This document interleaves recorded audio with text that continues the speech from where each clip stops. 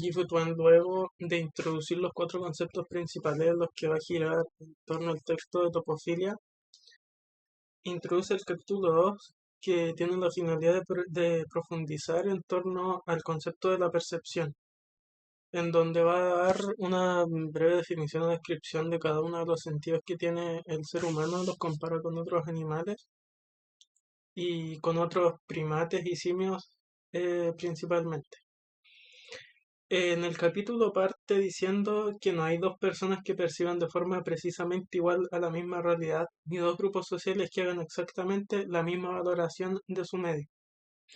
Esto es importante porque Yifutuan habla de que la percepción es una aproximación más biológica, más instintiva, em, que se percibe a través de la experiencia, a través de los sentidos. Y parte diciendo que la visión,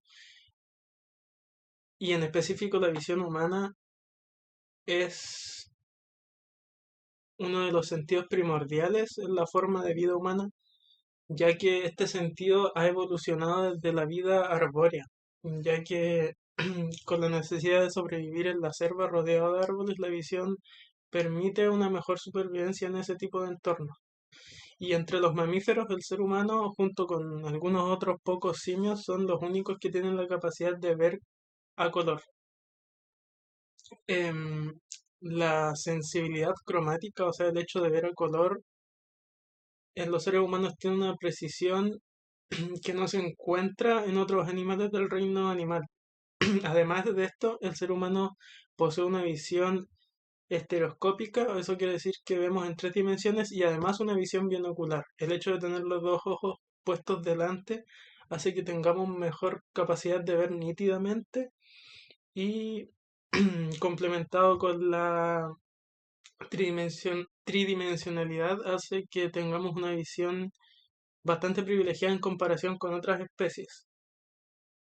Pero aún así, esta visión, esta forma de ver binocular y estereoscópica requiere de una adaptación y de un proceso de aprendizaje a través de la experiencia para poder calibrar de una forma correcta suficiente la visión humana.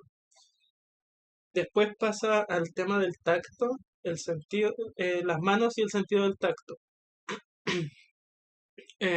Este sentido permite al ser humano ver el mundo no como una, lo explica, no como un patrón espacial, sino que como un agregado de cosas. O sea, hay varias cosas que nosotros podemos aprender y tomar. Y los humanos son los únicos capaces de aprender las cosas y tener unas manos con una fuerza y una precisión inigualable dentro de todo el reino animal también. Y eso ha permitido gran parte del desarrollo de la humanidad también, el hecho de tener manos y pulgares oponibles. Em, un ejemplo que da respecto al sentido del tacto y que lo hace primordial es la capacidad de identificar objetos solamente con el tacto, suprimiendo, por ejemplo, el sentido de la visión y de la audición a la vez. Y lo define al final el tacto como un sistema de presión y resistencia que nos hace comprender el mundo y la existencia a través del sentir las cosas con el tacto, y eso hace separar la realidad de la imaginación. Esa es la potencialidad que tiene el tacto en la comprensión del mundo del ser humano a nivel de percepción, que es como a nivel biológico, a nivel instintivo. Después viene el sentido del oído, que tiene un rango de percepción entre los 16 y los 20.000 ciclos por segundo. El oído del ser humano está adaptado especialmente para la supervivencia y otorga una capacidad de distinguir al individuo del resto del mundo.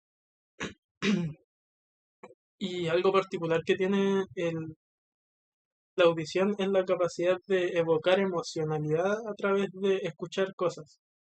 Y esa es la comparación que se hace, por ejemplo, con el sentido de la visión, que a través, por ejemplo, de la música podemos llegar a sentir niveles de emociones altos que no son capaces de percibirse a través como de la observación de una pintura en regla general entre las personas. Em, la audición permite también tener una visión ampliada de nuestra percepción del espacio, ya que podemos escuchar cosas a la lejanía y eso nos permite ubicarnos de una forma particular en el espacio. Y eso se puede llegar a entender contrarrestando o poniendo esta visión a una persona sorda o simplemente dejando de escuchar, donde se nos reduce nuestra percepción del espacio y nuestra ubicación en el espacio, solamente por dejar de escuchar por un momento. En otro sentido es el olfato, que también tiene un papel importante en los procesos de alimentación y reproducción.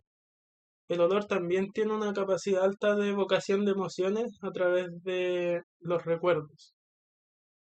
Y esto se debe biológicamente a que el córtex cerebral que tenemos actualmente evolucionó a partir de una parte del cerebro que estaba relacionada con el sentido del olfato. Y por eso es que tenemos la capacidad de evocar sentimientos y emociones a través de estímulos de olor. En cuanto a la percepción con todos los sentidos, o sea, una integración total de todos los sentidos en la experiencia, em, permite entender que el ser humano emplea todos los sentidos para vivir en el mundo. Y tenemos una valoración distinta de cada uno de los sentidos. Por ejemplo, el ver, el sentido de la visión, la percibimos como como un sentido totalmente objetivo, mientras que el sentido de la audición, por ejemplo, tendemos a desconfiar más de esos estímulos. Entonces podemos dudar de algunas cosas que escuchamos si es que nos hace dudar. Y el mundo es percibido desde...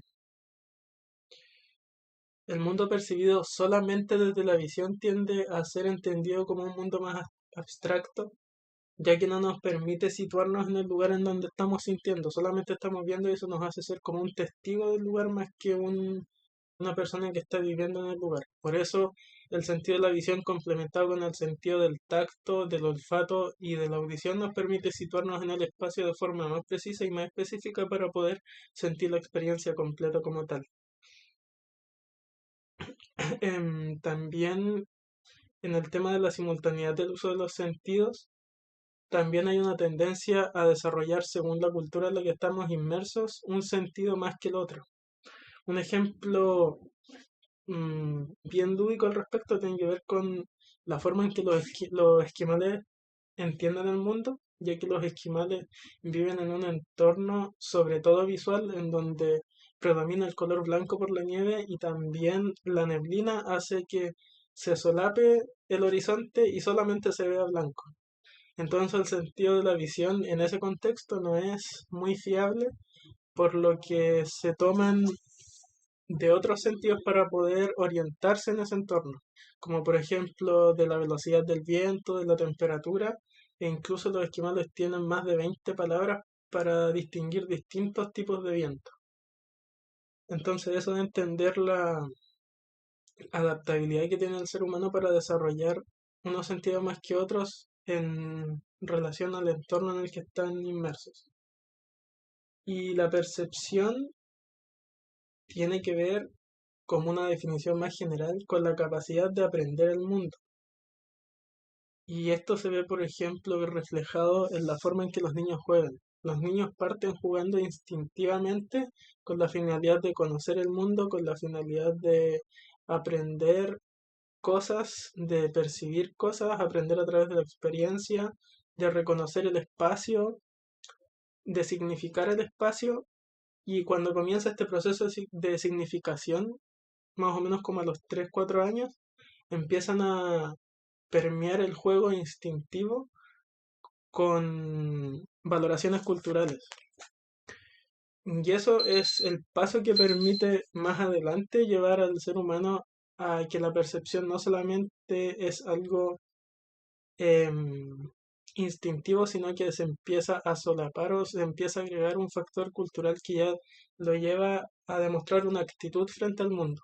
Y eso es lo que Gifu-Tom va a explicar en el próximo, en páginas más adelante en el texto, sobre la actitud que tiene que ver ya con una forma de ver el mundo de forma más permanente y no tan solo a través de estímulos que son capaces de percibirse a través de los sentidos, o sea, a través de la percepción.